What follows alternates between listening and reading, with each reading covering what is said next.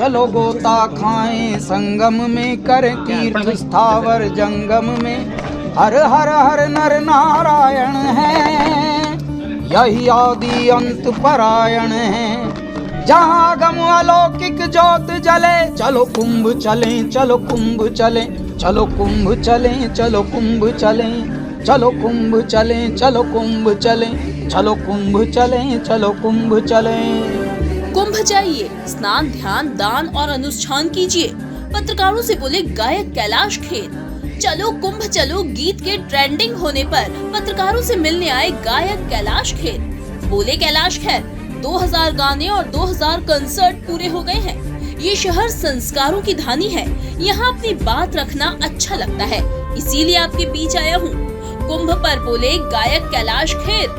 कुंभ जाइए, स्नान कीजिए, ध्यान कीजिए, दान कीजिए, अनुष्ठान कीजिए। ये समय ऐसा है, ना जाने कितनी पीढ़ियों को प्रेरित कर रहा है। विदेशियों के कुंभ आने पर बोले, विदेशियों के लिए भारत के अलावा कहीं मुक्ति नहीं है, इसीलिए एप्पल के आविष्कारक का परिवार भी कुंभ के निरंजनी अखाड़े में मौजूद है। लगभग 2000 के करीब गाने हो गए हैं, 2000 के करीब कॉन्सर्ट्स हो गए हैं। अभी भी हम कॉन्सर्ट्स करने जा रहे हैं डोंडाइच महाराष्ट्र में, धूलिया में, बाई रोड जाएंगे यहाँ से। और ये समाचार इसलिए शेयर करने में और अच्छा लगता है कि जहाँ अपने मन के लोग रहते हों। ये जो धानी है, संस्कार धानी धरती, इंदौर की धरती, ये पूरा मध्य प्रदेश, ये कल्चरल इसको स्टेट कहता हूँ मैं, संस्कृति से भीगा हुआ है। तो यहाँ की पत्रकारिता, यहाँ की मानवता, यहाँ की संस्कारिता, ये बहुत अलग से दिखती है। तो ये बहुत हाईलाइट दिखती है मनुष्य के अंदर। देखिए यहाँ पर कोई तंबाकू खाता हुआ भी हो, मस्ती भी कर रहा हो, और मान लीजिए जोशी जी जैसे कुछ बोल दें कि अरे भाई इधर मत खाना, तो हंसते हुए समझ के वो आगे बढ़ेगा। ये नहीं कि बदतमीजी की तरह पलट के बोले ना।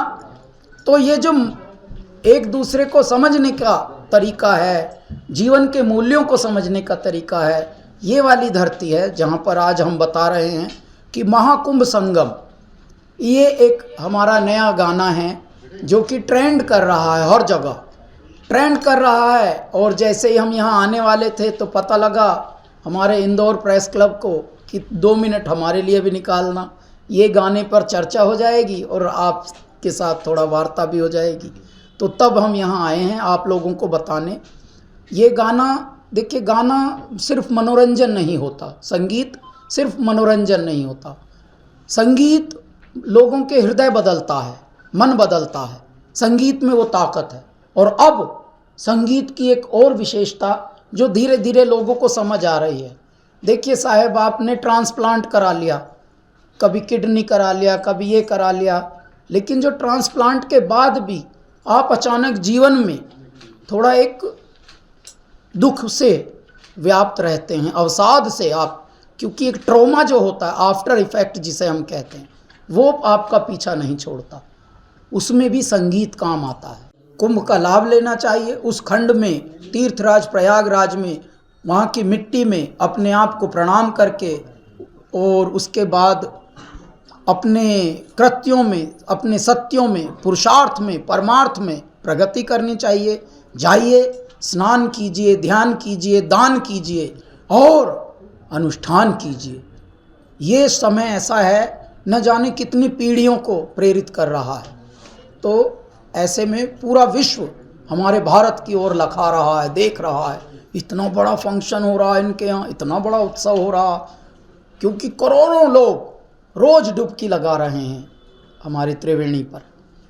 तो ये भारत भाग्य के लिए, सौभाग्य के लिए जाना जाता है। जी, विदेशी को भारत के लिए हमेशा से आकर्षित रहे हैं।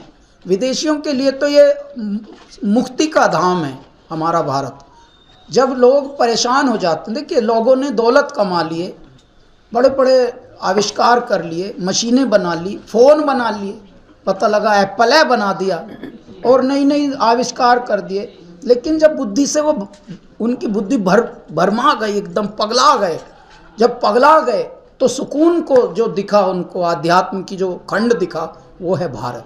उसमें भारत का कैची धाम दिखा किसी को, किसी को ऋषिकेश दिखा, किसी को काशी धाम दिखा बनारस, किसी को अपना अयोध्या धाम दिखा, किसी को त्रिवेणी घाट, किसी को उज्जैन महाकालेश्वर। तो यहाँ आते हैं, पूरा विश्व आता है और ये पूरे विश्व का सुकून और शांति का धाम है। आध्यात्म के लिए मेरे भारत के अलावा कहीं और मुक्ति किसी को है ही नहीं।